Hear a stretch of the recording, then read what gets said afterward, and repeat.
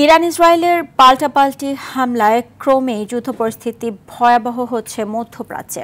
এবার ইরানে হামলার পরিকল্পনায় অনুমোদন দিয়েছেন যুক্তরাষ্ট্রের প্রেসিডেন্ট ডোনাল্ড ট্রাম্প।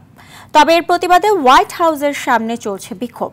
তেহরানের ক্ষেপণাস্ত্রের আঘাতে ইসরায়েলের সোরোকা হাসপাতাল সহ 4টি গুরুত্বপূর্ণ স্থানে মারাত্মক ক্ষতি করেছে। এদিকে ইরানের আরাকে ভারী পানির পারমাণবিক চুল্লিতে হামলা চালালো ইসরায়েল। বিস্তারিত রাকিব হাসানের রিপোর্টে। সপ্তম দিনে গড়ালো ইরান ইসরায়েল সংঘাত। মধ্যপ্রাচ্যের চরম যুদ্ধ পরিস্থিতির মধ্যে মার্কিন প্রেসিডেন্ট ডোনাল্ড ট্রাম্প ইরানের হামলার পরিকল্পনার অনুমোদন করেন। এর প্রতিবাদে হোয়াইট হাউসের সামনে চলছে বিক্ষোভ।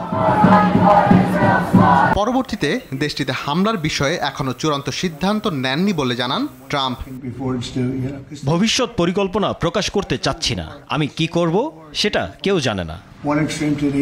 গোপন এক গোয়েন্দা সূত্র সিবিএসকে জানান ট্রাম্প এখনই হামলা শুরু করতে চান না। তিনি চাইছেন ইরান তাদের পারমাণবিক কর্মসূচি বন্ধ করে দিক। তিনি ইরানের গোপন পারমাণবিক স্থাপনা ফোর্দো ইউরেনিয়াম সমৃদ্ধিকরণ কেন্দ্র হামলার বিষয়টি বিবেচনা করবেন বলে জানান প্রতিবেদনে। তবে গণমাধ্যমের তথ্য মতে ইরানের দিকে যাচ্ছে পারমাণবিক শক্তিচালিত যুক্তরাষ্ট্রের বৃহত্তম রণতরী। এরই মধ্যে ইরানের সর্বোচ্চ ধর্মীয় নেতা আয়াতুল্লাহ আলী খামেনি ট্রাম্পের নিঃশর্ত আত্মসমর্পণের দাবিকে প্রত্যাখ্যান করেছে। যে কোনো মার্কিন সামরিক হস্তক্ষেপের খেসারত দিতে হবে। ইরানি জাতি কখনোই আত্মসমর্পণ করবে না। এদিকে আজও দুই দেশের ব্যাপক হামলা ও পাল্টা হামলা হয়েছে।